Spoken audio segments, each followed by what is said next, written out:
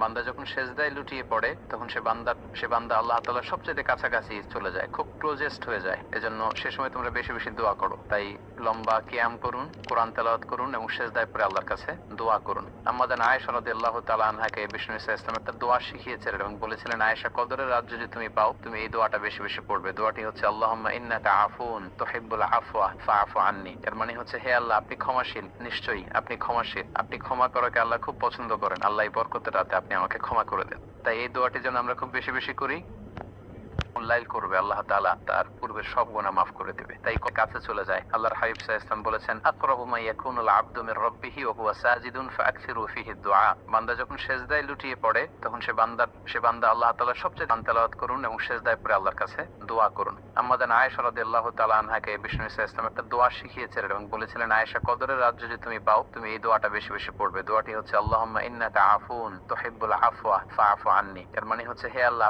আপনি ক্ষমা করাকে আল্লাহ খুব পছন্দ করেন। আল্লাহ এই বরকতের রাতে আপনি আমাকে ক্ষমা করে দেন।